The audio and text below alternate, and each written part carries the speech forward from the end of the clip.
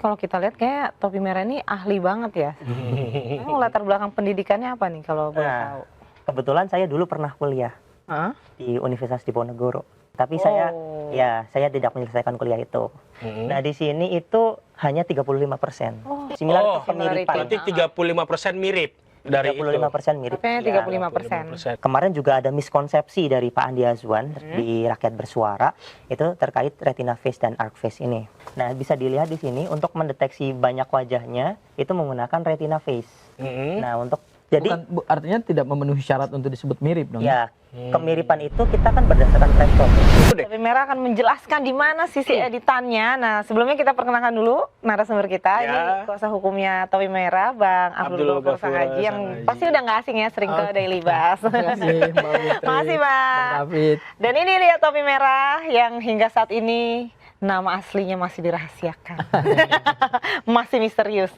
Gimana, Fit? Langsung aja nih. Kita langsung aja kasih kesempatan buat Bung Topi Merah, kita panggil Bung ini, Bung Topi Merah untuk jelasin coba. Nanti kita bedah bareng-bareng deh gimana. Kita bareng-bareng. Silakan, Bang.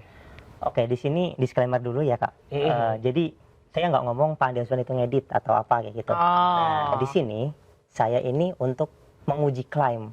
Menguji Uji klaimnya. Ya. klaim, ya, itu lebih Uji pas. klaim yang dikatakan Pak Andi Azwan terkait 72% kemiripan foto Pak Jokowi yang ada di ijazah dengan foto Pak Jokowi yang sekarang kayak gitu.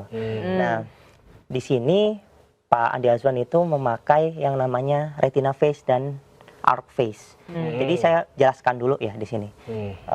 Kemarin juga ada miskonsepsi dari Pak Andi Azwan di Rakyat Bersuara itu terkait retina face dan arc face ini. Jadi retina face itu dan arc face itu adalah dua algoritma yang digabungkan menjadi satu. Oke. Nah, kalau di pemrograman Python itu library-nya digabung jadi Insight Face gitu. Nah, Insight Face itu isinya retina yang untuk mendeteksi wajahnya, mendeteksi wajah doang, itu bukan mengrekognisi atau mengkomparasi gitu. Terus ada yang namanya arc face juga. Ya. Nah, arc face. Di sini arc face bisa dilihat ya di situ arc face itu menggunakan vektor untuk perhitungannya. Nah, kalau misalkan yang diklaim Pak Andi Azwan itu kan arc face lebih powerful daripada FaceNet yang saya presentasikan. Ya, itu di situ. Nah, itu di sini juga tuh. Iya, di sini. bisa lihat di Nah, layar. ada additive angular margin loss, itu menggunakan perhitungan vektor kayak gitulah ya. Nah, ini takutnya kalau secara teknis kan jadi makin pusing ya. Ada rumus-rumus gitu Ketemu ya. lagi tuh begini-begini tuh ya. Nah, Ini lewat bahasa yang logaritma, lebih gitu. Aduh, simpel apalagi. kali ya.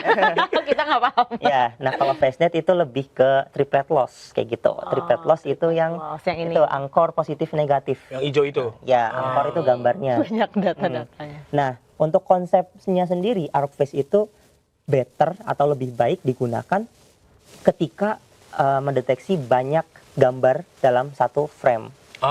Jadi untuk mengidentifikasi gitu. Sementara FaceNet itu lebih ke verifikasi.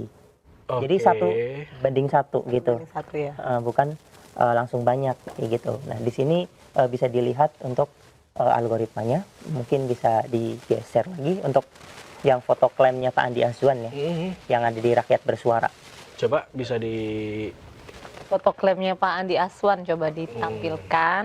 Mau dianalisis juga. artinya kalau arc face tuh cocoknya buat ini ya, buat kayak foto Fitri di CCTV banyakan. Ya, misalkan kita berempat di foto. Banyakan. Nah, kayak gini nih banyakan. Ya, nah ini kayak gini.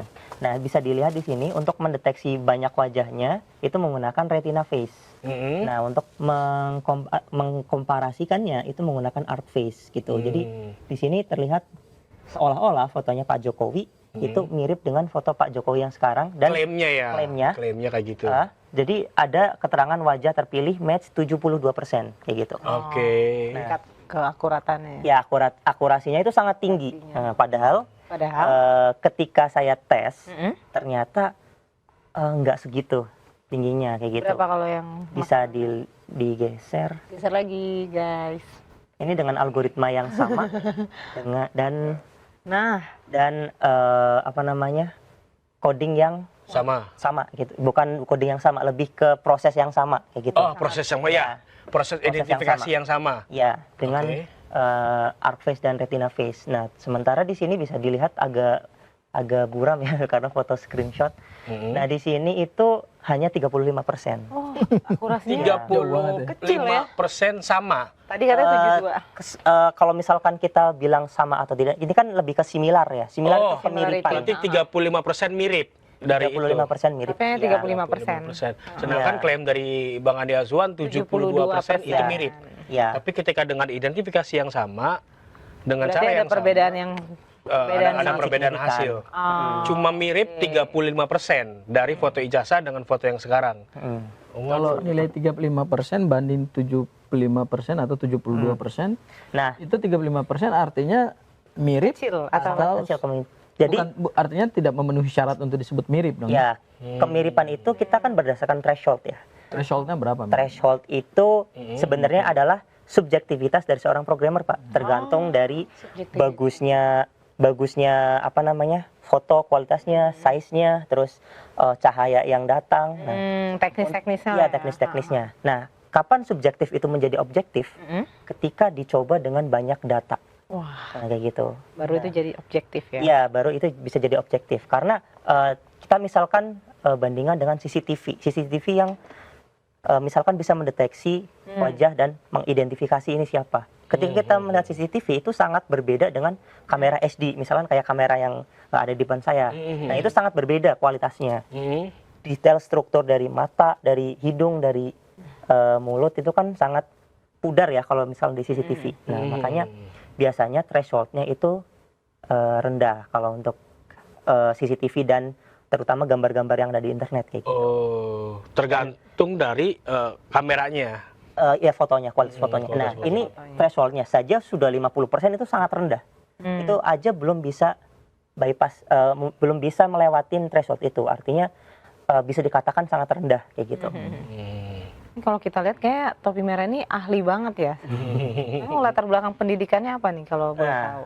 kebetulan saya dulu pernah kuliah Hah? di Universitas Diponegoro. Undi. Ya, Ambil. tapi computer engineering. Tapi Oh. saya tidak menyelesaikan kuliah itu. Oh, tidak menyelesaikan Ya. tapi keahliannya Nah, ada untuk ya? keahlian sendiri dulu saya pernah menjuarai karya inventor, karya ilmiah untuk apa namanya pembuatan software terkait pendeteksi gambar pornografi gitu. Oh. Untuk keamanan anak-anak di dalam komputer. Oke. Ketika anak-anak membuka gambar-gambar itu, Iya. terblokir kayak gitu. Oh, kalau ngelihat ada beberapa indikator itu terbuka, misalkan pakaian terbuka pornografi langsung Iya. tutup. Langsung gitu. ketutup. Ya, Ada jadi aplikasi itu ya. Jadi saya membaca data gambar yang masuk ke dalam komputer itu. Terus kita filter ketika ada yang indikasi ke arah pornografi. Nah, deteksinya juga sama, mirip-mirip seperti ini. Oke. Deteksi Mungkin- tepi Dan itu juaranya di Thailand. Di Thailand. Oh, oke. Nah, kalau Bang Abdul Ghaffar sendiri awalnya gimana nih? Topi Merah gabung atau gimana awalnya? Enggak, saya sebenarnya Kenal. secara personal kan tidak kenal Topi Merah ya, Mbak Fitri ya, Mas Khalid ya. Tapi saya tahu Topi Merah ya. Siapa sih yang nggak kenal Topi Merah gitu kan? Meskipun Jadi awalnya itu nggak ada keterkaitan. enggak. Oh. Meskipun itu cuma nama samaran ya, yang katanya itu dari bahasa Linux sih. Iya. Apa tuh? Itu Mas? Topi bahasa merah komputer itu ini apa namanya? Red Hat ya.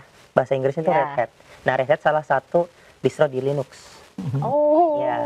Nah, gitu kayak misalkan di banget Windows 11 kayak gitu. Heeh. Nah, Windows 11 kan kayak yang misalkan laptop saya nih Windows 11. Nah, kalau di sistem operasi kita misalkan HP Android. Nah, Android itu juga basisnya dari Linux. Jadi dimodifikasi dari Android. Nah, kalau misalkan Red Hat itu salah satu Linux yang khusus untuk server kayak gitu. Oke, Ya. tapi ini cukup membantu dong jadi ke timnya Bang Sangaji sendiri nih. Ada kajian-kajian teknis kayak gini kan? Sebenarnya bukan soal membantu ya, karena gini, kalau kita bicara dalam konteks penegakan hukum kan, keterangan itu dibutuhkan adalah keterangan dalam kualifikasi seorang ahli ya. Dan keahlian itu kan nanti didengar oleh penyidik, dituangkan dalam berita acara pemeriksaan, kemudian diperiksa di dalam proses persidangan yang terbuka untuk umum. Dan dia harus memenuhi kualifikasi sebagai ahli. Nah, Mas Topi Merah ini bukan dalam konteks membantu kami, tidak. Oke. Karena keterangannya ini tidak akan punya nilai hukum. Dalam arti tidak akan punya nilai apapun secara hukum ya, karena tidak dimintai keterangan oleh penyidik dan juga tidak akan dihadirkan juga sebagai ahli misalnya kalau persidangan gitu ya, kami tidak akan hadirkan juga. Bukan itu titik soalnya gitu. Persoalannya adalah ada seorang anak muda yang cerdas tetapi pemberani. Banyak anak muda di Indonesia ini apalagi Gen Z kan banyak yang cerdas-cerdas. Tapi berani nggak? Mau nggak mengungkap atau menjadi bagian dari diskursus ini gitu, perdebatan atau percakapan ini yang sudah hampir bertahun-tahun nggak selesai-selesai. Sementara dari kubu sebelah kan buzzernya banyak, relawannya banyak, dananya besar kan gitu, kekuatannya besar, pakai kekuatan penguasa juga ada di belakang ya, kita nggak usah tutup mata lah. Hari ini wakil presiden adalah anaknya Jokowi gitu. Itu juga yang mungkin membungkam banyak anak muda yang barangkali juga punya ketertarikan menguji ijazah ini dan tahu hasilnya tapi nggak mau mempublikasikan. Nah, di sini lahir anak muda yang bernama Topi Merah.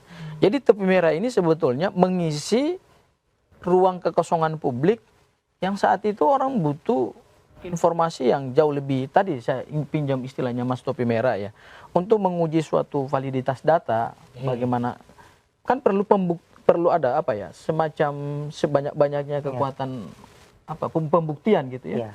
Verifikasi. Verifikasinya. Nah tiba-tiba verifikasi itu datang dari seorang anak muda yang tidak punya politik interest. Tidak punya vested interest, politik interest, bukan siapa-siapa dalam perkara ini. Tapi dia mau gitu lah. Ini yang saya apresiasi luar biasa. Dan ini harus saya garis bawahi. Ini hanya tujuannya anak Topi Merah. Mas Topi Merah ini saya udah berbincang panjang lah sama dia. Saya tahu juga. Akhirnya saya kenal siapa Topi Merah. Saya udah berbincang juga sama ibunya gitu ya. Dia empat orang bersaudara ya, Mas Topi Merah ya. Ini anak yang kedua. Anak yang kedua. Dan saya tahu dari masih kecil itu memang suka komputer, ibunya cerita. Cuman nggak menyelesaikan itu banyak faktor X. Faktor X. Ya, salah satunya adalah karena adik-adiknya juga masih sekolah. Dia cari uang. Jadi bukan karena nggak punya kemampuan akademik, enggak. Dia KKN. KKN beneran. Udah selesai KKN-nya. Cuman nggak bisa di ujung itu ada biaya yang dia nggak bisa selesaikan. Dan KKN-nya bukan kayak yang orang yang hari ini kita persoalkan KKN-nya gitu. Yang nggak jelas KKN-nya. Kalau ini mah jelas KKN-nya gitu. Dan ngaku ya kalau nggak selesai kuliahnya ya. Dan itu luar biasa. Dan yang kita butuhkan adalah benar Mas Kafid ya. Saya setuju ya. Mas Topi Merah ini ketika tampil dengan hasil temuannya yang mengisi ruang kekosongan publik ya, apalagi ini kan datang dari generasi Gen Z ya. Nggak ada Gen Z yang mau. Saya mendengar penjelasannya aja, aduh luar biasa. Ini pakai metodologi loh. Ada metodologi. Matematika komputernya luar biasa. Aduh, ini pakai algoritma loh. Ini bahasa komputer ini kan diterjemahkan anak muda. Ya itulah yang saya surprise. Ya. Nah. Tapi balik ke Topi Merah dulu ya, Bang ya. Soal tadi yang kemiripannya hanya 35%. Apa sih yang indikasi apa sehingga tingkat kemiripannya rendah? Karena banyak juga perbincangan di media sosial katanya rambutnya beda, kumisnya beda, hidungnya beda gitu. Tapi kalau dari Mas Topi Merah sendiri, apa indikator yang membuat tingkat kemiripannya itu begitu rendah?